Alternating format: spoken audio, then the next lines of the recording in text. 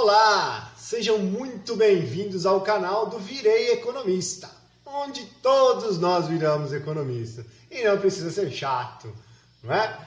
É isso aí, pessoal. Hoje nós vamos falar sobre o balanço, a divulgação do balanço da Neoenergia do segundo trimestre. É isso aí. Fizemos um comparativo com o segundo trimestre de 2020 com esse daqui, beleza? Mas antes da gente começar, aproveite aí, se inscreva no nosso canal e ative as notificações. Assim você recebe, assim que a gente postar um vídeo, você recebe a notificação e não perde nenhum conteúdo. Beleza? Vamos começar então? Então vamos lá, pessoal. Eu preparei aqui para vocês, tá? Alguns slides, tá? Eu quis aqui destacar o lucro, tá? A diferença de lucro de 2019 para 2020. Tá? Em 2019 teve uma queda, tá, de 18%, mas a gente sabe, né? 2019 começou a pandemia, muitas empresas pararam, tiveram que parar, né? Isso daí afeta diretamente a energia, beleza? E esse ano aqui com a retomada, então a diferença foi um aumento no lucro de 140% de um ano para o outro, mas a gente vai ver que não é bem assim, tá? A Neoenergia, quero abordar aqui um ponto importante da Neoenergia, ela pertence à Iberdrola, que é uma empresa espanhola, tá? E ela atua nas três frentes: geração de energia, tanto de hidrelétrica como de eólica, como de termoelétrica. Termoelétrica à base de gás, não de carvão, tá? Termoelétrica à base de gás, não de carvão, gás natural, beleza? Não é poluente como a de carvão, tá? Então ela atua nas três frentes: geração de energia, transmissão e distribuição. Existem empresas que só geram, existem empresas que só distribuem ou que só transmitem. Ela não, tá? Nas três frentes, beleza? Então vamos lá, vamos para o próximo slide. Aqui eu quis mostrar para vocês o que a gente vai falar. É um jogo rápido: balanço, DRE, DFC, ciclo financeiro, endividamento, desempenho e valuation. Beleza? Então vamos para o próximo slide aqui, sobre o balanço patrimonial. Então o que eu queria destacar aqui para vocês? O balanço patrimonial. Tá? Ela aumentou o ativo não circulante. Tá? A maioria dos ativos dela, com certeza, estão no ativo não circulante. É diferente, por exemplo, uma varejista. Uma varejista tem que estar no ativo circulante, né? A maior parte, né? Precisa ser ali a curto prazo, dentro de 12 meses. Tem que ser realizável dentro de 12 meses. Tá? O passivo circulante dela se manteve praticamente, mas ela aumentou o passivo não circulante. Ela investiu muito, ela captou recursos. Então, assim, o passivo não circulante aumentou. Desse passivo circulante que aumentou o oneroso, os passivos onerosos. Então, vamos lá, os passivos onerosos. O que a gente tem que ver, a gente tem que levar em consideração, também o patrimônio líquido. A gente tem que sempre levar em consideração os passivos onerosos, tá? E o patrimônio líquido. Então, o patrimônio líquido dela praticamente se manteve. Ela teve um aumento, o passivo total e o ativo total andam juntos, tá? Eles têm que ser iguais. Por quê? A empresa captou recurso. Se for dos sócios, se for de terceiro, vai estar em passivo. Aonde foi destinado esse recurso do passivo? Foi para o ativo. Então, se entrou 100, para onde foi esse 100? Para compra de produtos e o saldo ficou no caixa. Então, 50 compra de produtos, o saldo ficou no caixa. Enfim, tem que bater. Então, é claro que ela investiu, aumentou o passivo e o ativo dela. Tá? Passivos onerosos, ela diminuiu, teve uma queda. Capital dos sócios praticamente se manteve. Capital de terceiros teve um aumento, mas desses de terceiros, os onerosos diminuíram, tá? Se comparado ao passivo total. O índice de liquidez corrente se manteve. O que é o índice de liquidez corrente? O que ela consegue a curto prazo cumprir com as suas obrigações, tá? O que é o exigível a curto prazo? 12 meses, né? O ativo circulante do passivo circulante é tudo que é ativo, tudo que é realizável em um ano, e o passivo tudo que é exigível em um ano. Então, é simplesmente uma divisão do ativo não circulante para o passivo não circulante, se ela tem condições de cumprir. Tem, acima de 1 já está ótimo. Tá? Então vamos aqui para o DRE dela. Então o patrimônio, o balanço patrimonial, eu peguei só alguns pontos, tá, pessoal? Só alguns pontos mais importantes. Deixa eu colocar meu aqui. Mais importantes para destacar, tá? O DRE, a gente vê que a receita dela aumentou em 51%. Isso quer dizer alguma coisa? Quer dizer alguma coisa, mas vamos ao que interessa. Resultado bruto. O resultado bruto dela aumentou em 74%. Mas não é isso que a gente tem que ver. Porque o resultado bruto dela pode ter aumentado. Mas o mais importante é a margem se comparado à receita. Você entendeu? Se ela aumentou de um ano para o outro, o resultado bruto dela aumentou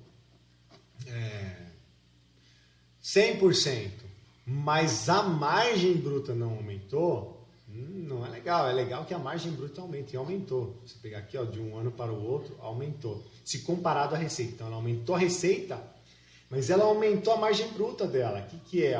O custo dela. Se o custo dela para produzir um produto e o preço que ela vende. Essa diferença é a margem, é o resultado. Então, o que ela teve de custo para produzir esse produto e o preço que ela vendeu, essa diferença, tá? Essa diferença é o resultado bruto. E aí essa diferença dividido pela receita gera a margem bruta. Então ela aumentou de um ano para o outro, ótimo. O resultado operacional, e assim, quanto maior a margem bruta, mais competitiva é a empresa no mercado com os concorrentes, tá? Mais vantagem ela vai ter com relação aos seus concorrentes, porque ela vai ter mais margem para investir, para crescer mais. EBIT, tá? Resultado operacional. Aqui é a eficiência da operação. Ela melhorou a eficiência da operação dela. Tá? De um ano para o outro, em números absolutos, 153%. Mas se a gente pegar aqui e ver com a receita dela, sempre tem que ver a margem com relação à receita. Ela aumentou também, aumentou bastante, tá? De 10% para 18%. Tá? Então, aqui é a saúde da empresa, a eficiência dela para cumprir com as obrigações dela, margem operacional. Depois a gente tem o resultado líquido, que foi o que eu falei lá na frente. Ela teve 140% de um ano para o outro. Mas, legal, mas o importante está aqui, ó. A margem dela aumentou aqui, comparado com a receita. Tá? Então, ela aumentou a margem dela de 6% para 10%, arredondando aí. Então, legal, ponto positivo. E o EBITDA dela, ou o EBITDA, né? Se você pegar também na análise horizontal de um ano para o outro, aumentou em 86%. Mas se você pegar na análise vertical, comparando com a receita, ela também cresceu, ou seja, ela se tornou mais eficiente ainda no potencial dela de gerar caixa. Por que potencial? Essa é a capacidade dela. Né? O DRE é por competência, certo? Por que por competência? Tudo que ela compra, tá, ela registra ali, mas não necessariamente ela paga naquele mês ou naquele ano. E tudo que ela vende, ela registra ali. Não necessariamente ela paga ou vende naquele mês ou naquele ano. Ela paga naquele mês, naquele ano, ou ela recebe naquele mês, naquele ano. Tá bom? Então isso daí é a capacidade dela. Ela aumentou a capacidade dela de gerar caixa. A eficiência na geração, de fato, é um outro indicador que a gente vai ver. E aqui falando do DRE ainda, o que contribuiu para melhorar essa eficiência dela? Foi os custos e as despesas, tá? Redução nos custos e as despesas foi o que contribuiu para isso, tá? Ponto positivo, tá? Resultado financeiro, imposto de renda, não vamos nem considerar aqui, tá? Porque teve um aumento, mas lógico, porque ela faturou mais, enfim, não é relevante, tá? Então vamos aqui para o demonstrativo de fluxo de caixa. O demonstrativo de fluxo de caixa, principalmente o fluxo de caixa operacional, que é esse aqui, ó, essa primeira linha, tá? É esse que eu falei, a eficiência, a margem FCO, margem de fluxo de caixa operacional. Esse aqui é o que a empresa realmente, de fato, naquele mês ou naquele ano, né, ou naquele trimestre, ela conseguiu gerar, de fato. Então, no caso dela aqui, foi negativo se comparado com a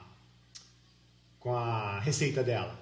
Tá? E isso aqui também é com base na receita líquida. Tá? Você pega esse fluxo de caixa operacional com a receita. Então, você compara ele com a receita. Ano passado foi positivo, mas esse ano o investimento foi muito alto. A gente vê o fluxo de caixa de investimento aqui, ó, o quanto aumentou.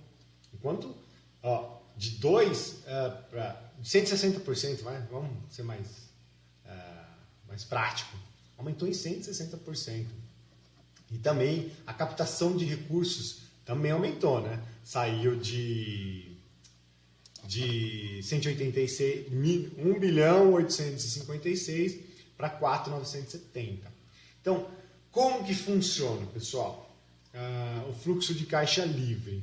Uma empresa, uma startup, por exemplo, que está no seu início, ela precisa muito de fluxo de caixa operacional para girar a operação e precisa de fluxo de caixa de investimento para crescer. Da onde que vem esse recurso? Ela, por si só, não consegue gerar um fluxo de caixa operacional para suprir o fluxo de caixa de investimento e a sua operação. Então, ela precisa de fluxo de caixa de financiamento, precisa de captar recursos dos sócios ou de terceiros. Então, uma startup, uma empresa que está em crescimento, geralmente o fluxo de caixa operacional dela vai ser negativo. As elétricas, as empresas de energia, geralmente na sua grande maioria, o fluxo de caixa operacional é muito positivo. Só que na energia a gente está investindo muito. Né? Esse ano aqui vai ser 10 bilhões de investimento. Ela adquiriu a SEB, que é a Companhia Energética de Brasília, no ano passado. Então ela é uma empresa que está crescendo muito, está investindo em energia eólica. Tá? Então o fluxo de caixa dela operacional negativo nesse período, tá? Por conta, e a gente vê o tamanho do investimento dela, quando a gente pega aqui o crescimento, que é o quê? É o fluxo de caixa de investimento dividido pela amortização e depreciação. Tá? Dá esse índice aqui de 6... Opa! Deixa eu voltar aqui, pessoal, desculpa.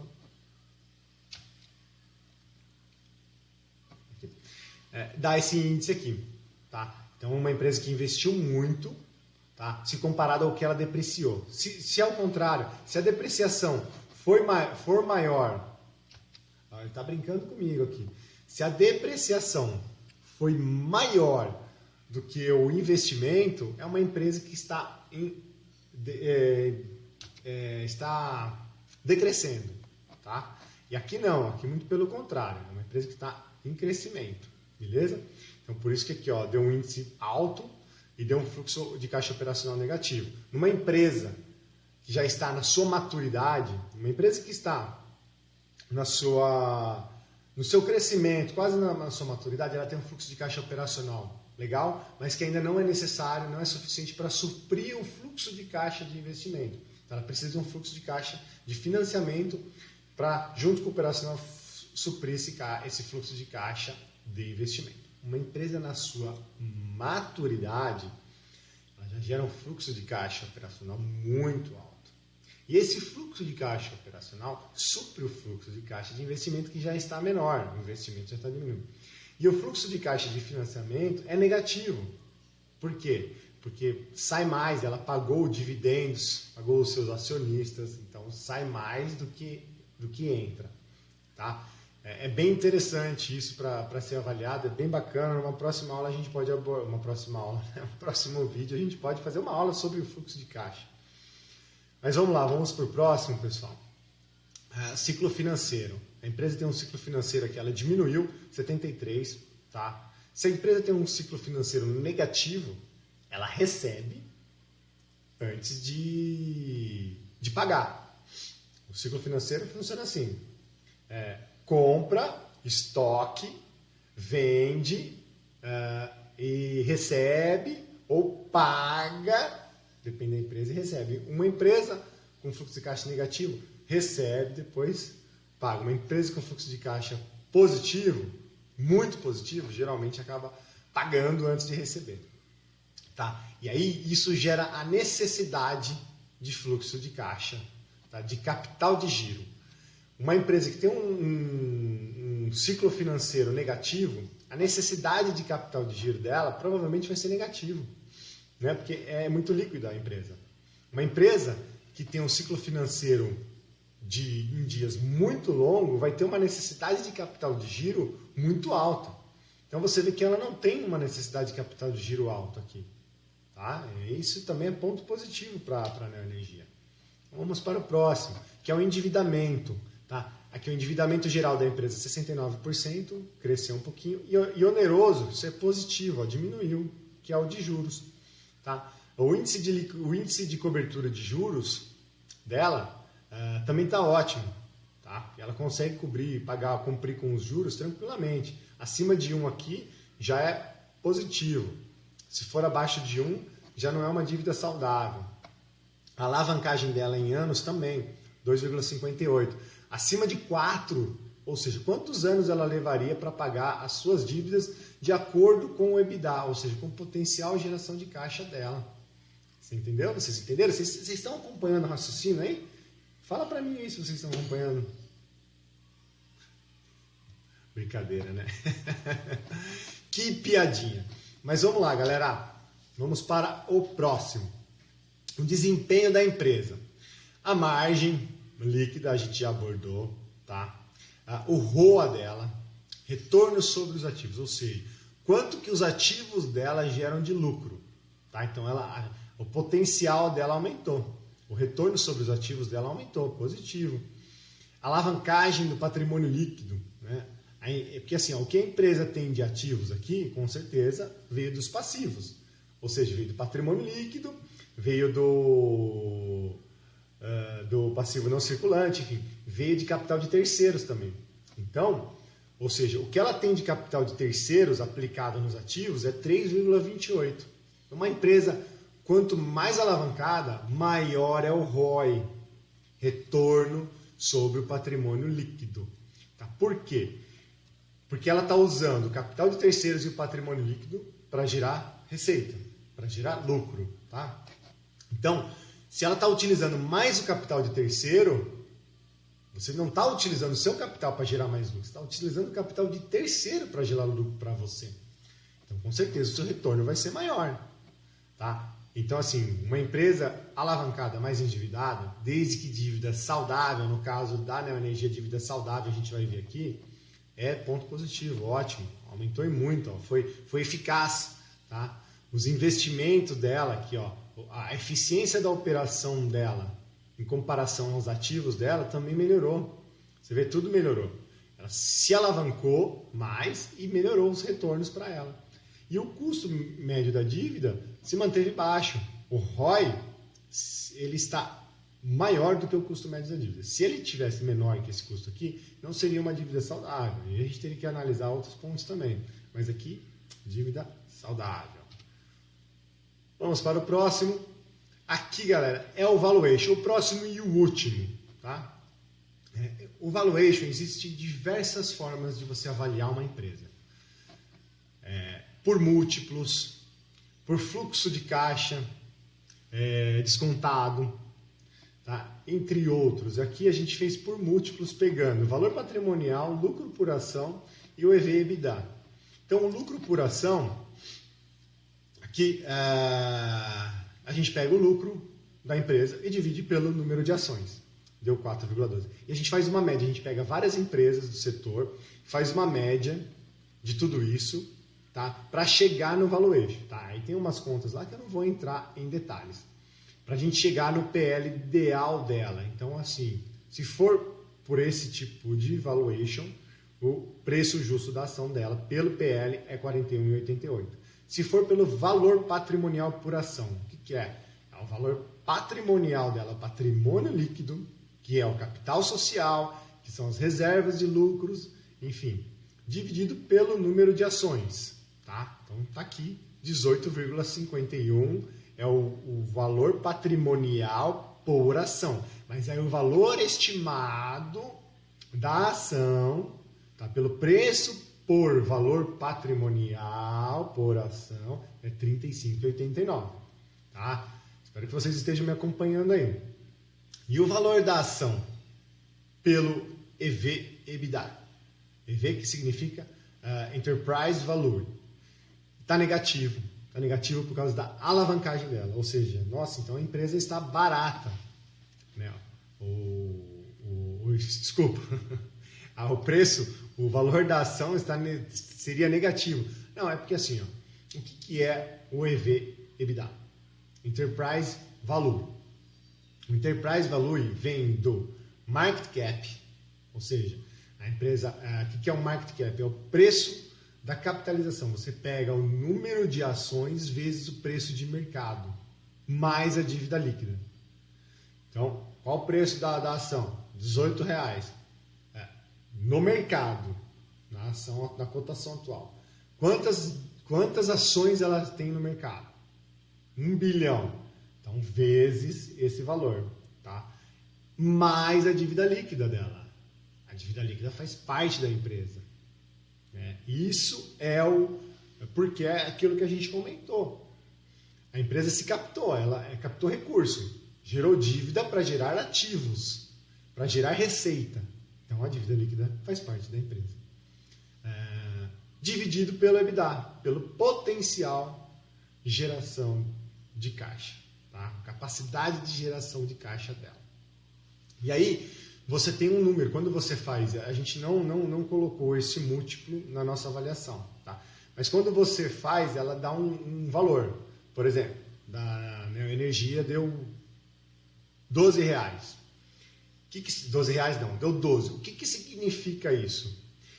Que a empresa está 12 vezes mais avaliada do que a capacidade dela de gerar caixa. Então, quando você vê o EV/EBITDA de uma empresa, aqui é um valuation pelo EV/EBITDA. Isso aqui não é o EV/EBITDA da empresa. Tá? Esse aqui não é o EV/EBITDA. Esse aqui é o valor da ação pelo EV/EBITDA. Deu negativo, porque ela está muito alavancada. Tá? Mas é uma alavancagem saudável.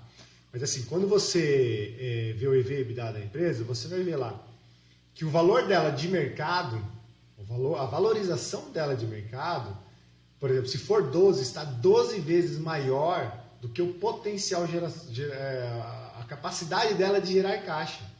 Porque a gente pega esse valor e divide pelo EBITDA. Tá? E aí dá um múltiplo.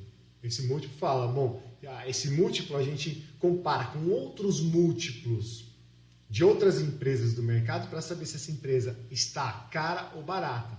E se ela está cara ou barata, a gente precisa saber o porquê, investigar mais.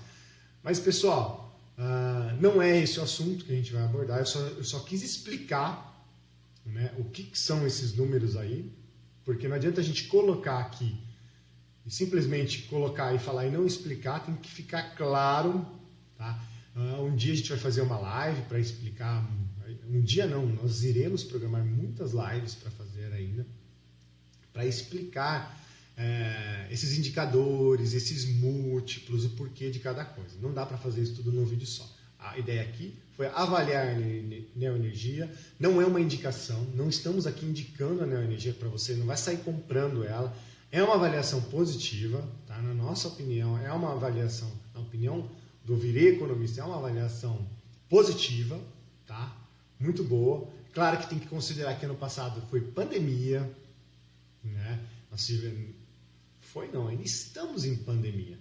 A gente tem que considerar que foi o início da pandemia, então os resultados que sairão, que já saíram, que vão sair esse ano, tem que tomar muito cuidado, porque ano passado foi um ano atípico, esse ano está sendo um ano de retomada, tá?